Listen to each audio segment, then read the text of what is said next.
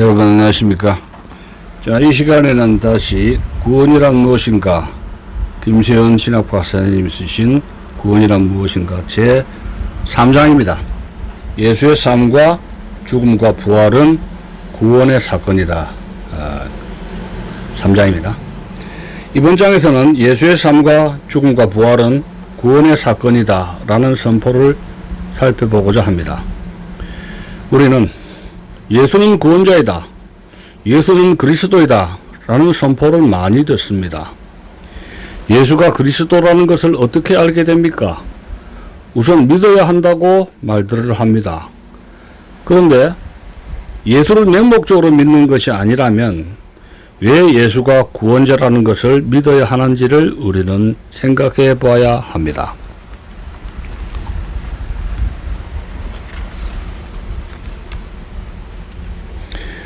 1절, 왜 예수님이 우리의 구원자가 될 수 있나?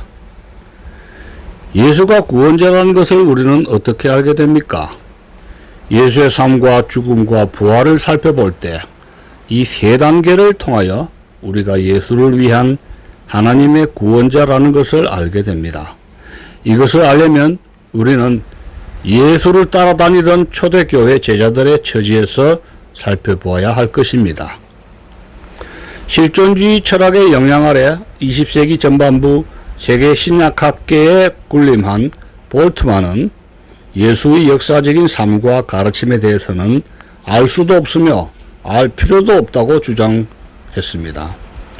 그는 단지 예수의 부활 사건을 통해 제자들에게 예수가 메시아요, 주요, 하나님의 아들이라는 신앙 고백이 나타났다고 했습니다. 그런데 최근 더 많은 학자들이 연구한 결과 그의 이러한 주장은 옳지 않다고 증명되었습니다. 왜냐하면 구약이나 유대 문서를 보면 메시아가 부활한다는 가르침이 없기 때문입니다. 그러므로 예수가 부활했다는 확신만으로는 제자들이 예수가 메시아라는 신앙 고백을 할 수는 없었습니다. 부활이라는 사건만으로는 예수가 메시아요, 구원자라는 신앙 고백을 할 수가 없었다는 말입니다. 오직 예수 스스로가 자기가 구원자임을 가르쳤고 그 가르침이 예수의 죽음으로 인해 헛된 것 같았으나 예수의 부활에 의해 그 가르침이 옳았음이 확인될 때라야만 부활은 예수가 구원자임을 확인하게 되는 효과를 가져오게 됩니다. 그렇기 때문에 오늘날 우리가 절실히 중요하게 생각하지 않을 수 없는 것은 예수의 자기에 대한 가르침, 곧 예수가 제자들에게 자기를 어떻게 가르쳤는가 하는 것입니다. 2절, 목숨을 주기 위해 오신 예수님. 예수의 가르침이 한마디로 잘 요약된 곳이 있는데 그곳이 바로 마가복음 10장 45절입니다. 인자에 온 것은 섬김을 받으려 함이 아니라 도리어 섬기려 하고 자기 목숨을 많은 사람의 대속물로 주려 함이니라. 그리 길지 않은 이런 이 한 구절의 말씀 안에 예수의 자기에 대한 이해와 자기의 사역에 대한 이해가 요약되어 있다고 말할 수 있습니다. 이 구절은 구약의 두 예언을 반영하고 있습니다. 다니엘 7장 13절 이하와 이사야 53장입니다. 인자라고 번역된 것은 다니엘서를 반영하고 자기 목숨을 많은 사람들을 위한 대속물로 주러 왔다고 기록된 것은 이사야서를 반영한 것입니다. 우리말로 인자라고 한 번역은 상당히 애매합니다. 정확히 하려면 그 사람의 아들이라고 표현해야 할 것입니다. 예수님은 스스로 주다, 그리스도다, 하나님의 아들이다 라는 칭호를 쓰지 않으셨습니다. 사람들이 그런 칭호를 사용하고 하여 예수님께 신앙 고백을 하면 그런 신앙 고백들을 받아들이기는 하셨지만 직접 그런 칭호를 사용하면서 자기를 나타내 보이지는 않으셨습니다. 그 대신 항상 그 사람의 아들이라는 칭호를 사용하셨습니다. 마태복음 16장 13절에서 20절.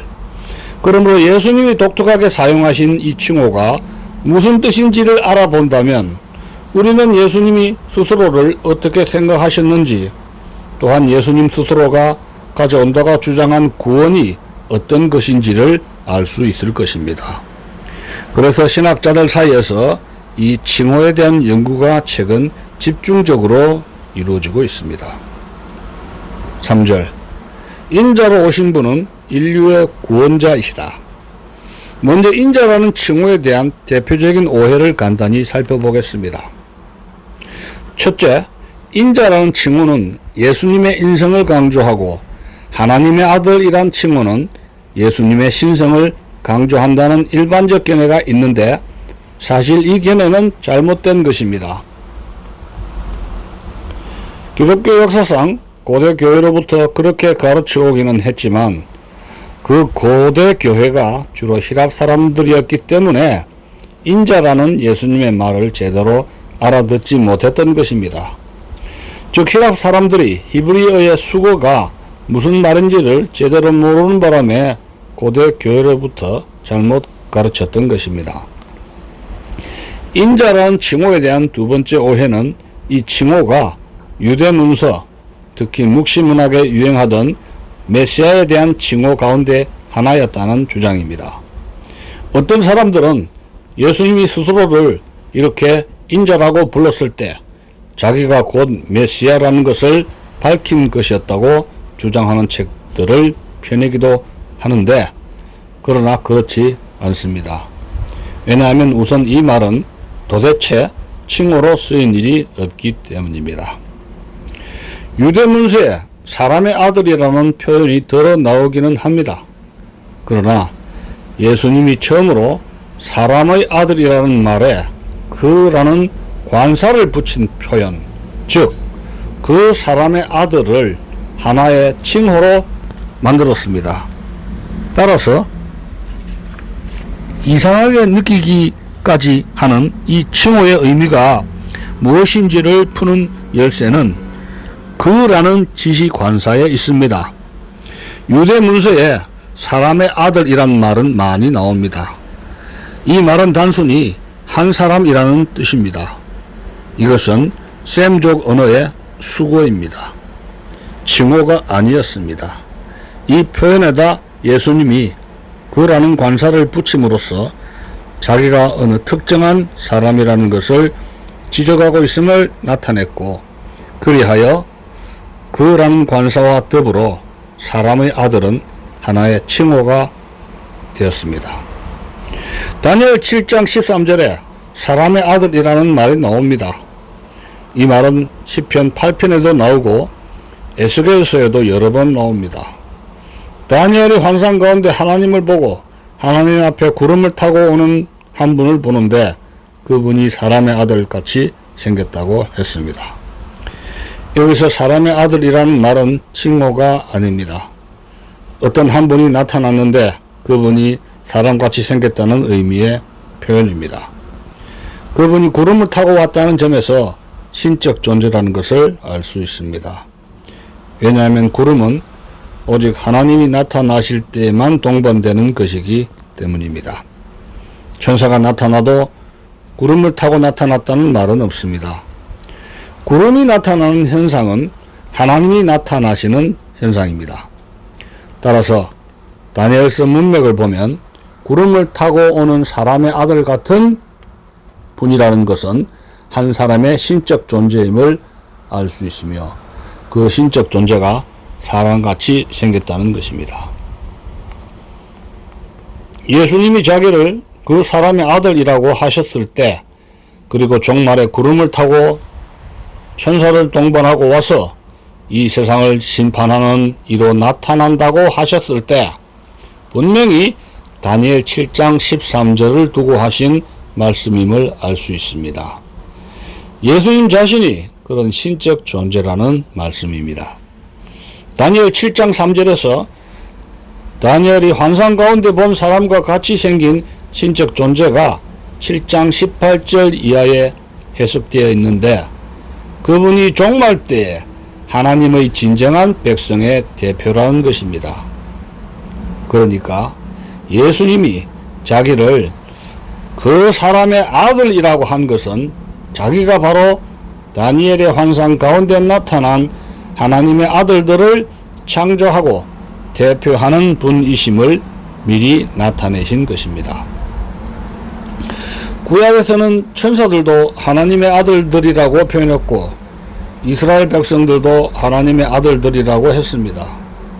왜냐하면 이스라엘 백성들이 하나님의 언약 백성으로서 하나님께 의존하고 순종하며 사는 관계를 맺었기 때문입니다. 그런데 이스라엘은 하나님께 의존하지 않고 순종하지도 않아서 이 언약이 깨졌습니다. 그래서 하나님은 예레미야나 이사야를 통해 새 언약을 세워 종말 때 하나님을 섬기고 순종하고 의지하는 진정한 하나님의 새 백성을 창조할 것을 예언하시고 그들이 하나님의 아들들이 되도록 하겠다고 하셨습니다. 다니엘 7장의 예언도 바로 이러한 새 언약의 예언입니다. 종말에 하나님의 아들이 곧 오셔서 하나님의 진정한 백성을 창조하고 대표하리라는 것을 뜻합니다. 4장 메시아는 인류의 죄를 짊어지는 대속 제물. 그런데 왜 예수님이 자기를 하나님의 아들이라고 분명하게 고백하지 않았을까요? 예수님 당시 하나님의 아들에 대한 일반적 견해는 사무엘하 7장 12절 이하 말씀의 전통에서 비롯된 것이었습니다. 그래서 다윗의 아들로서 다윗과 같은 군사적, 정치적 메시아를 기대하고 있었습니다. 그러나 이런 일반적 이해와는 달리 예수님은 그런 식의 메시아가 되고자 한 것이 아니셨습니다. 다시 말해 예수님은 군사적, 정치적 메시아가 아니라 종말에 진정한 하나님의 백성을 창조하는 그런 메시아로 오신 것입니다. 이사야 42장에서 53장에 이른바 주의 고난받는 종의 노래의 그 마지막 노래에서 배역한 이스라엘을 위해 그 종이 그들을 대신하고 대표하여 자기 목숨을 버려 속죄하는 역할을 감당한다는 것이 있습니다. 그것이 고난받는 종의 역할입니다. 이사야에서 주의 고난받는 종의 첫 번째 노래라고 할 수 있는 42장 6절에 보면 나 여호와가 의로 너를 불렀은즉 내가 네 손을 잡아 너를 보호하며 너를 세워 백성의 언약과 이방의 빛이 되게 하리니 라고 쓰여 있습니다. 이사야 49장 8절 참고. 주의 종이 새 언약을 세우는 분이라고 합니다. 주의 종이 새 언약을 세우면 새로운 하나님의 백성이 탄생합니다. 그래서 하나님은 이스라엘의 조상들과 언약을 맺었듯이 이제 하나님께 완전히 순종하고 의존하는 주의 종을 통해 새 언약을 이루시고 새로운 백성을 창조하시겠다는 뜻입니다. 예수님은 이 두 예언을 종합하여 마가복음 10장 45절에서 자기의 오신 목적을 나타내셨습니다. 즉 이사야 53장에서 예언된 대로 죄인들을 위해 대신적이고 대표적인 죽음을 함으로써 말미암아 이사야 42장 6절에 예언된 대로 새 언약을 세워서 하나님의 진정한 백성을 창조하고 대표하는 바로 그 사람의 아들과 같이 나타난 하나님의 아들이라는 것입니다. 이상의 내용을 알기 쉽게 간단히 종합해보면 다음과 같습니다. 예수님 자신과 자신의 과업에 대한 이해는 마가복음 10장 45절에 가장 잘 요약되어 있습니다. 그 사람의 아들은 섬김을 받기 위해서가 아니라 섬기기 위해, 그리고 자기 목숨을 많은 사람들을 위한 대속물로 바치려고 왔습니다. 여기서 그 사람의 아들이란 구약의 다니엘 7장 13절에 나오는 한 사람의 아들 같은 존재를 가리키는 것으로서 예수님이 자기를 그 사람의 아들이라고 부르셨을 때 그분은 사실 자기가 다니엘 7장 13절에 나오는 바로 그 사람의 아들임을 말씀하시는 것입니다. 구약과 묵시문학에서 하나님의 나타냄의 전통에 대한 연구로 미뤄볼 때 우리는 다니엘의 환상 가운데 하늘의 구름을 타고 오는 한 사람의 아들 같은 존재란 사람의 형상으로 나타나는 신적인 존재였음을 알 수 있습니다. 그래서 예수님이 자신을 그 사람의 아들 같은 이라고 부르며 바로 그 존재라고 하셨을 때 이렇게 함으로써 자신의 실체를 조심스럽게 내보이시는 것이었습니다. 말하자면 내가 한 환상 가운데 다니엘에게 한 사람의 아들, 곧 한 사람과 같이 나타난 하나님의 아들이다 라고 가르친 것입니다. 그런데 다니엘의 환상 가운데 한 사람의 아들같이 나타난 신적 존재, 즉 하나님의 아들은 이스라엘의 조상 야곱, 하나님으로부터 이스라엘이란 이름을 받은 그 개인이 이스라엘 민족을 자기 안에 내포하듯 대표한 것과 똑같이 종말에 백성을 자기 안에 내포하듯 대표하는 분이심이 밝혀진 것입니다. 다니엘 7장 18절에서 27절.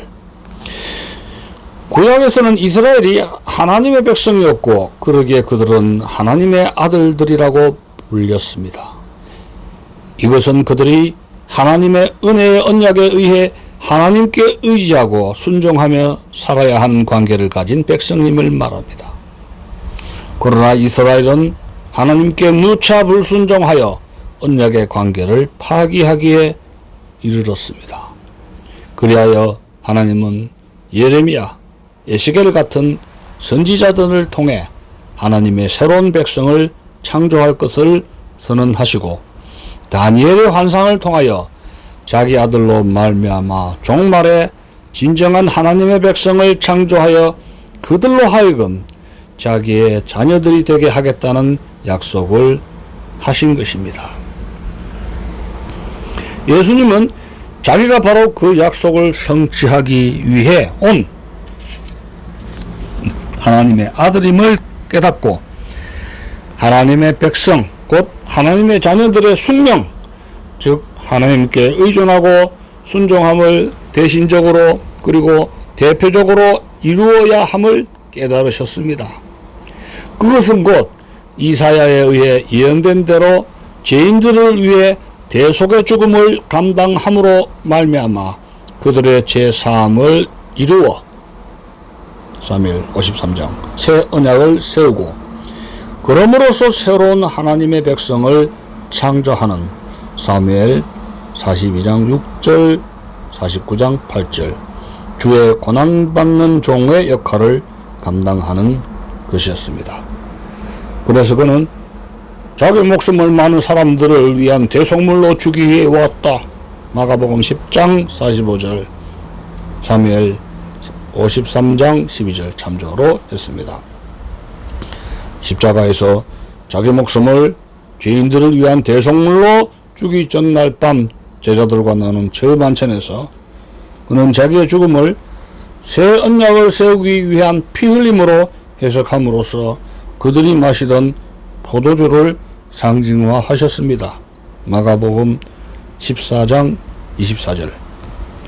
이와 같이 예수님은 다니엘의 예언대로 하나님의 아들로서 하나님의 진정한 백성, 즉 하나님의 자녀들을 종말에 창조하는 사명을 가지셨는데 이사야의 예언대로 주의 고난받는 종의 역할을 감당하여 대속적 죽음을 죽음으로 죄사함을 이루고 새 언약을 세움으로써 그 사명을 성취한다고 보셨습니다. 이러한 자기 이해를 그의 자기 칭호, 그 사람의 아들에 담아 들을 귀 있는 자에게 나타내려 하신 것입니다. 이것은 앞서 관찰한 대로 그가 하나님을 아바, 나의 아빠란 말이죠. 아바라고 부르시면서 자기를 믿고 순종하여 종말의 하나님의 백성의 중심체가 될 자기 제자들에게 하나님을 우리 아바 라고 부르게 가르치고 하나님 아들됨과 함께 참여하게 하여 특권을 나누게 한 것과 근본적으로 일치합니다. 즉 그는 하나님의 독특한 아들로서 제자들로 하여금 하나님의 아들들이 되게 하셨습니다. 그 사람의 아들이라는 자기 칭호로 나타낸 자기 이해는 예수님의 하나님 나라 선포와도 일치합니다. 죄악과 고난으로 다스리는 사탄의 주권에서 떠나 자기 안에 체현된 하나님의 의와 사랑의 다스림을 받아들이라는 선포는 곧 창조주 하나님께 의존하고 순종하여 사는 하나님 나라 백성을 창조하시기 위함이었습니다. 제 5절 하나님의 구원은 예수님의 죽음 안에서 일어났다. 자, 그런데 이제 십자가의 사건이 일어났습니다. 예수님의 제자들이 십자가를 볼 때 어떻게 보았겠습니까? 예수님이 메시아라는 말을 쓰지는 않으셨지만 알쏭달쏭한 말로 메시아적 권위를 주장하고 사죄의 권위를 내세움으로 인해 유대인들은 예수님께 네가 누구냐라고 물었습니다. 요한복음 12장 34절. 메시아라는 말은 그 당시 유대인들에게 곧 왕이라는 말이기 때문에 그들은 이 말을 근거로 예수님을 빌라도에게 정치적으로 고소하고자 했던 겁니다. 로마의 식민지에서 정치적으로 반란하는 자는 무조건 십자가에 못 박았습니다. 유대인들은 신명기 21장 23절에서 나무에 매달려 죽은 자는 하나님의 저주를 받았다는 율법의 선언을 보고 예수님은 십자가에 처형당하게 하여 모든 사람들에게 그가 하나님의 저주를 받아 죽은 것으로 나타내고자 했습니다. 그들은 그러한 방법으로 예수님을 메시아라고 생각하고 그를 따르는 자들에게 예수에 대한 오히려 환멸을 느끼게 하려고 했던 것입니다. 가령 예수님을 유대인들이 직접 붙잡아 죽여버린다면 예수님의 말씀대로 그들이 전에도 그랬듯이 이제도 선지자를 죽인 백성이 되어 도리어 예수님이 선지자로 높임을 받아 더욱 예수님을 따르는 무리가 많아질 것입니다. 그래서 유대인들은 그런 식으로 예수님을 처치하지 않고 교묘하게 예수님을 정치범으로 몰아 재판받게 하여 십자가에 처형하려 했던 겁니다. 그러면 신명기 말씀대로 예수가 나무에 매달려 죽음으로 인해 하나님의 저주를 받은 자가 되는 셈이기에 예수님을 따라다니던 모든 제자들로 하여금 예수님이 거짓 선지자이며 예수님이 주장하던 모든 메시아적 행위가 거짓이라는 결론을 내어 예수 운동을 스스로 종결하도록 했습니다. 결국 빌라도는 예수님의 제목을 유대인의 왕이라고 주장한 것이라고 써서 예수님을 십자가에 못 박았습니다. 제자들의 입장에서 볼 때 이것은 큰일이었습니다. 다윗과 같은 왕으로서의 메시아가 될 것을 기대했던 하나님이 기대와는 정반대로 예수님이 기대와는 정반대로 사실은 하나님의 저주를 받아 죽은 것이 되기 때문입니다. 그래서 제자들은 환멸과 슬픔을 안고 뿔뿔이 헤어졌습니다. 자, 그런데 무슨 일이 일어났습니까? 부활이 일어났던 겁니다. 이 부활은 여러 가지를 우리에게 말해주는 큰 사건이었습니다. 그 중에 가장 근본적인 것은 하나님이 예수님이 옳았다라고 선포하셨다는 사실에 있습니다. 하나님이 예수님을 부활시켰다는 것은 곧 예수님이 옳았음을 하나님이 인정하셨다는 말이 됩니다. 그렇다면 부활은 동시에 예수님의 가르침이 옳다는 것을 의미하기도 합니다.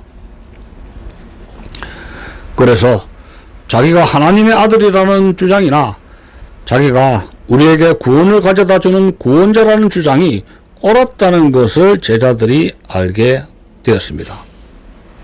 부활로 인하여 예수님이 하나님의 진정한 아들로 인정되었다면 예수님의 십자가 죽음은 예수님에 대한 하나님의 저주가 아니라 예수님 자신의 주장대로 예수님이 우리를 대신해 죽은 것이 될 수밖에 없습니다.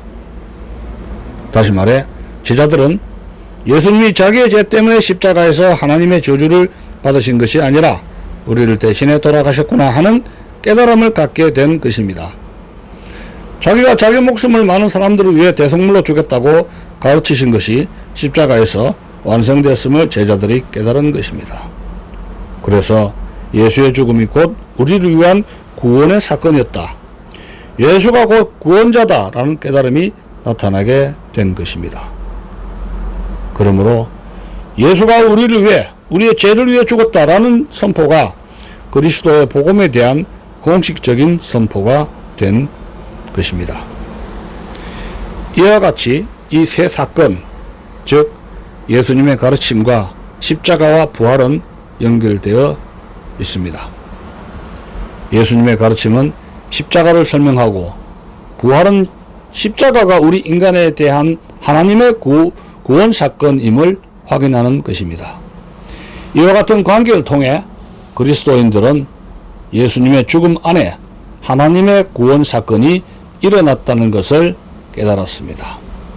그래서 예수님이 곧 구원자다라는 복음이 선포되기 시작했던 것입니다.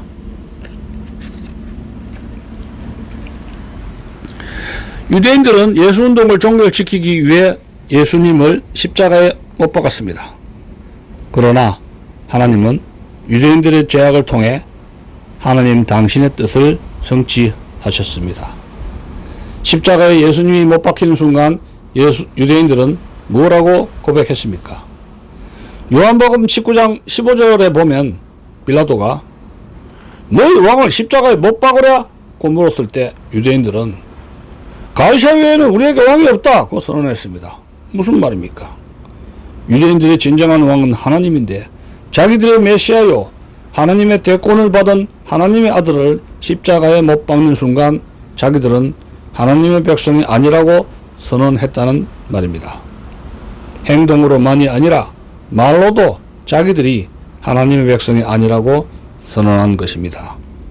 이것은 역설입니다. 파라독스. 유대인들은 하나님의 백성으로서 하나님께 의존하고 순종하면서 살아야 하는데 그렇지 않았기 때문입니다. 뿐만 아니라 하나님의 아들 예수님을 십자가에 못 박음으로 예수운동을 종결시키려 했고 이로써 하나님을 의지하지 않는다는 것을 더 이상 속일 수 없을 정도로 드러내고 말았습니다. 그러나 하나님은 유대인들의 죄악을 이용해서 자기의 뜻을 이루셨습니다. 그래서 유대인들만이 하나님의 백성이 되는 경륜이 끝나고 그럼으로써 동시에 옛 언약이 끝나고 다른 한편 바로 그 순간에 새로운 언약의 피 흘림이 일어남으로써 새로운 하나님 백성의 중심체가 이루어지게 되었던 겁니다. 그래서 그리스도인들이 예수 그리스도 안에 구원이 일어났다고 선포하고 그것을 복음이라고 선포한 것입니다.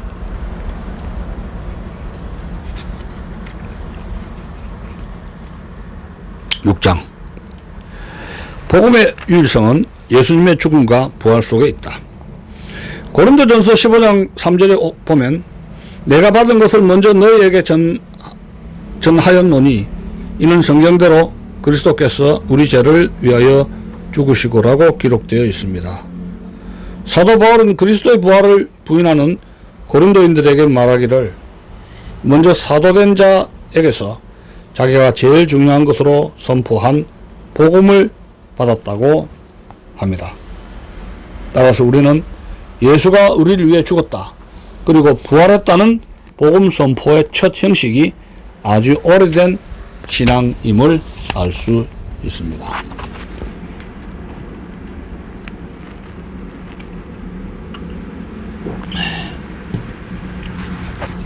로마서 4장 25절, 5장 5절, 8장 3절 등을 비롯하여 특히 갈라디아서 3장 13절, 그리스도께서 우리를 위하여 저주를 받은 바 되사 율법의 저주에서 우리를 속량하였으니 기록된 바 나무에 달린 자마다 저주 아래 있는 자라 하였음이라는 말씀에서 같은 내용을 찾아볼 수 있습니다. 이렇게 하여 그리스도인들은 예수님 안에서 하나님의 구원이 일어났다는 것을 알게 되었습니다. 그리스도인들이 맹목적으로 또는 없는 것을 그냥 꾸며내어 예수님 안에 구원이 일어났다고 선포하는 것이 결코 아니었습니다. 왜 그리스도인들은 예수님이 구원자라고 주장하는가? 모든 종교들은 결국 다 똑같은 목표를 향해 가는 것이고 단지 그 길이 서로 다른 것 아닌가? 라는 질문을 가질 수 있습니다. 철학적으로 말한다면 예수님의 가르침과 십자가와의 부활이 어떻게 2000년이라는 시간을 초월하고 또 수만리 공간을 뛰어넘어 오늘 여기에 있는 나에게 효력을 발생할 수 있습니까? 어떻게 해서 이 사건이 공간과 시간을 초월하여 오늘의 나를 위한 구원 사건이 될 수 있느냐는 질문입니다. 인간의 모든 사건은 상대적인 의미밖에 없습니다. 시간과 공간을 초월하는 절대적인 의미를 가지지는 않습니다. 그 시간에 그 장소에서만 가치를 갖는 상대적인 의미밖에 없습니다. 2000년 전 유대에서 일어난 예수님의 사건이 왜 나에게 의미가 있습니까? 그것은 예수님의 부활 때문입니다. 부활은 자연적인 사건이 아니기 때문입니다. 우주 밖의 초자가 직접 개입한 창조의 사건입니다. 생명이 없는 상태에 생명을 주었으므로 창조의 사건입니다. 시간과 공간 밖에 있는 초자의 사건인 것입니다. 그렇기 때문에 예수님의 십자가와 부활은 절대적 의미를 갖습니다. 하나님께서 이 사건만이 우리를 위한 구원의 사건이라고 선포하셨기 때문에 시간과 공간을 초월하여 오늘 나에게 절대적인 의미가 있는 것입니다. 이 말은 곧 불교나 이슬람교, 힌두교 같은 기타 다른 종교들의 모든 사건은 역사 속에서 일어난 인간의 사건임을 뜻하기도 합니다. 다시 말해 다른 모든 종교의 내용들은 인간의 지혜로 깨달은 사건이라는 말입니다. 그러므로 이런 사건에는 상대적인 의미밖에 없습니다. 절대적인 구원의 사건이 아닙니다. 절대적인 것일 수 없습니다. 하나님께서 십자가에서 돌아가신 예수님을 부활시킴으로 말미암아 이 예수님이 곧 우리를 위한 구원자라고 선언하셨으므로 유독 이 사건만이 절대적인 구원의 사건인 것입니다. 그렇기 때문에 그리스도인들이 2000년 전 팔레스타인에서 일어난 그 구원이 오늘 여기에 사는 나에게도 효력이 있는 하나님의 구원이라고 믿는 한편 오직 이 사건만이 구원의 사건이지 다른 종교들의 구원이 있다고 인정하지 않는 것입니다. 사도 베드로가 하늘 아래 인간에게 예수 그리스도 외에는 구원을 얻을 만한 다른 이름을 주지 않았다고 선포할 이유가 바로 여기에 있는 겁니다. 사도행전 4장 12절. 이와 같은 경로를 통해 그리스도인들은 예수님을 하나님의 구원자로 예수님의 죽음을 곧 우리를 위한 죽음으로 생각했고, 예수님의 그 구원이 하나님의 우리를 위한 절대적인 구원이라는 것을 깨달았습니다. 지금까지 우리는 초대 교인들의 처지로 돌아가 어떻게 이 예수 그리스도 안에 구원이 나타났는지를 살펴보았습니다. 그러면 이제 십자가에 나타난 예수님의 죽음, 즉 예수님의 구원자적인 죽음을 성경은 어떻게 해석하고 있는지를 살펴보도록 하겠습니다. 자, 3장 마쳤습니다. 여러분, 안녕히 계십시오.